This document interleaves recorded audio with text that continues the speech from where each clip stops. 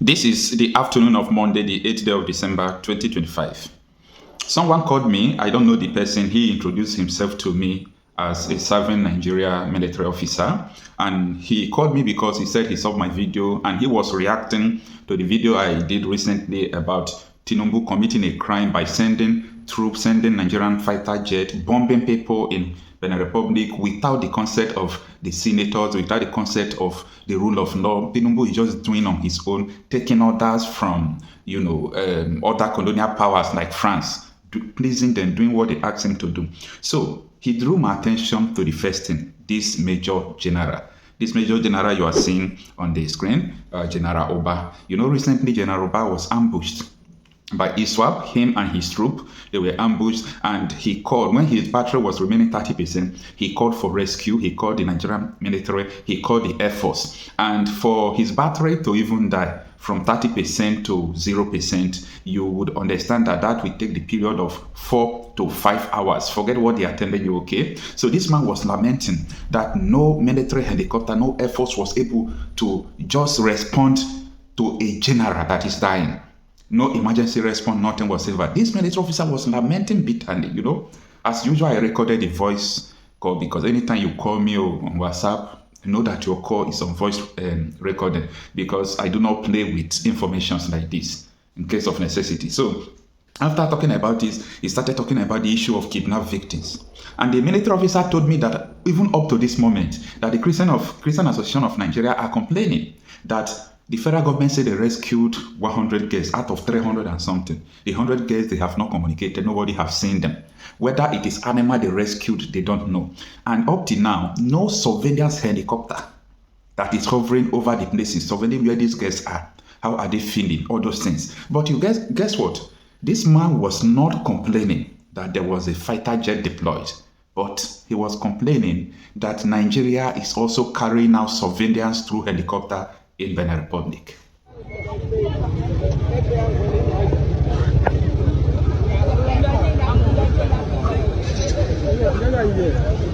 Aho, atuda do mi ere tu me. Ela, vitre atuda me. Vitre déclenché. Il a tout moins plus de 15 minutes. Now, the question here is very simple. Don't think too much about this. What will make Tinubu to respond swiftly to a country that is not his? Like, he doesn't have even jurisdiction to act in that country. Even when the president of Cotonou was giving speech, he did not regard Tinubu. He did not even thank Nigeria because they understand that there was a deal France struck with Tinubu.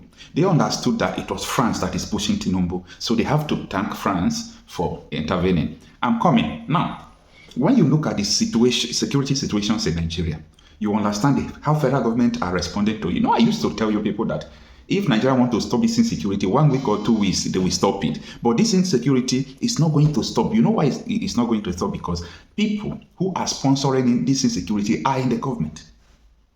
People who are sponsoring this insecurity are in the government. So there is no how it is going to end. Do you understand? There is no how it is going to end. Now, every now and then you are hearing attack. I reported and we tracked how these terrorists entered Nigeria at that time in Niger State, from Niger State to Kogi State. They have even gotten to Kogi State before police sent a wireless message that there were very large number of terrorists in Kogi State bandits. That was after 2 days we reported their influence. So these people are operating in a safe haven. You understand? So, and the federal government of Nigeria, PC government, are giving them safe haven. They were abducting children in Niger State. I told them that, look at all the information I have. They said helicopter cars were used to kidnap children from school. They said, keep quiet, Okocha. Then after 2 days, AI team went there to interview teachers. The teachers said that, yes, there was a helicopter up there monitoring the kidnap of the school girls. So I am not here just trying to tell you some things that does not exist. I work on facts. So not only that, the Kwara State, that was then, before Benin Republic even shut their border between Nigeria and Kwara State. I was telling the helicopters were bringing weapons. So these people, if they can be flying this helicopter over Nigeria, a country that responds swiftly to Benin Republic, surveilling their country right now, if helicopters can be hovering around Nigeria, committing atrocities, committing crimes, Nigeria government are sponsoring the terrorists. No two ways about it. Nigeria government has 100% hand in every terrorist activities going on in Nigeria. The facts are there, the evidence are there. I can provide you 4 generals, defense intelligence agencies, former chief of army staff, 4 former chief of defense staffs. They were saying one thing. I have all of them, I have their clips. One thing, the government are colluding with the terrorists. I can provide for you 15 politicians, seasoned politicians, who have been to Aso Rock, who have been to everywhere. They complain that Tinubu is still paying terrorists through the office of the National Security Advisor. Rufai made a statement. Babalati Ahmed made a statement. Many people are making the statement. Does it concern Nigerian celebrities? Your influencers, does it concern them? No, it doesn't concern them. They are just looking for a way to train. But the real issues, nobody is talking about it. But like you said, the law is the law. And President Tinubu has to actually follow what the law says in terms of what we, Nigeria, as a country have agreed upon in terms of domestication of treaties and the actual power that grants the authority to the head of the executive branch of government in Nigeria to go to war with another country or any other is the National Assembly. And in this instance, you know that this is a coup. There could actually be a counter coup in Benin Republic this morning, and the military that may come on board would declare a war against Nigeria for that act that we took. So it's very, very important for us to know that it's a very serious thing that was done. And as simplistic as it looks like, we have to follow the legality of the law, because if not, it could be an impeachable offense against a sitting president, whether it's President Tinubu or any other one. But what was done is something that actually brings joy to us and shows that Nigeria can still exercise its powers as a big brother within the continent, but within the ambit of the law. And in this instance, we've done very well by following the ECOWAS protocols. You see, other countries were called to deploy troops, but how many were eventually deployed? It was Nigeria that did that. But why don't we deploy that sort of weight into tackling the criminals, the bandits, the terrorists that the country? Because that's what every Nigerian citizen waking up this morning is asking. If we have this power to tackle these coup plotters and restore legitimacy back to the government in Benin Republic, how come we are not using the same that the entire square meters of the Nigerian Federation is within the control of our armed forces, and we don't have anybody, troubling us in ungoverned spaces? Well, I really salute President Bola Tinubu's courage, because it takes courage for you to do that, and then a whole lot of organization. But ECOWAS needs to really, take a critical look at this and see how Nigeria will benefit from what we have done. Because, Dr. Abati, the major challenge I have with these West African countries, especially the Francophone countries, is that they don't give us our dues. Like you have said now, when it comes to voting Nigeria at the UN or other international organization, you'll be surprised that Benin Republic will vote against us. They refuse to acknowledge what we did. I mean, President Patrice Talon did not even acknowledge President Tinubu's action, Nigeria's action. They will go and be supporting the French and other global powers, but they will be kicking against Nigerians or Nigeria's candidacies and all of that. So, well, these are the issues at stake. They wanted Nigeria to burn if Buhari did not become president in 2015. I contested alongside Buhari for Senate. I contested for Senate in 2011. You have it on YouTube. He said, soaked in blood, the baboon and the... Ever since he made that comment, I refused to go and campaign with Buhari. Refused completely. It didn't matter if I lost the Senate seat. I won it eventually. Insecure for a former president to say, you soak in blood. And then there was, Kaduna is my state. There was serious violence in Kaduna. Many houses were burnt. Emir's houses in Ongwansariki, Demna Abba had their houses burnt and all that, simply because of a statement. They went and brought in people from those neighboring places in readiness to remove Jonathan by all means.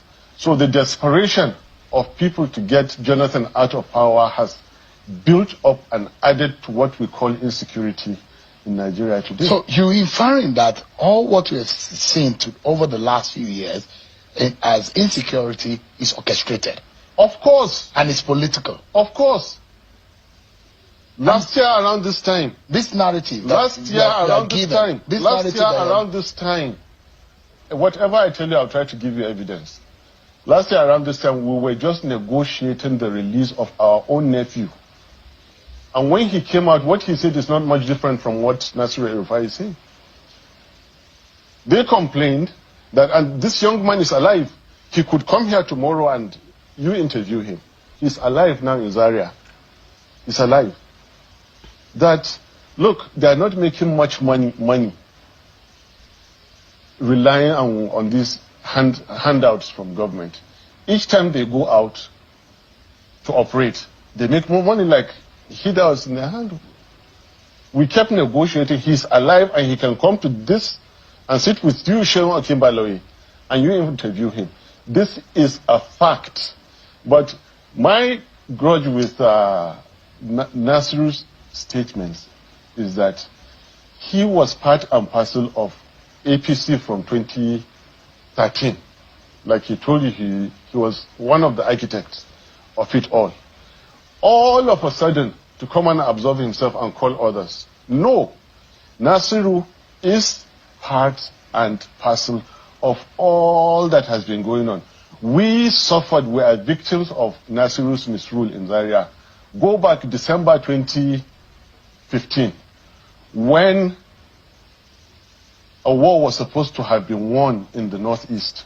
What business, what military and strategic business did an army chief have to come to Zaria for a convocation, not of NDA, graduation of recruits, privates, choosing to follow the route where the Shiites were holding. All these things were orchestrated. They knew the exact hour, the exact minute that he was coming to pass, because they had the technology. And 800 people were killed because they wanted to raise down the temple that was built. These things were carefully doctored and orchestrated. These are heavy allegations that you are making, and which one will imagine? One will imagine someone of your status in the society. Yeah. Why are you just saying this? Why are you saying this? Does it amount to a political gimmick, or no? What exactly are you up to with this? Shehu, I've been saying it. I said it in your own program.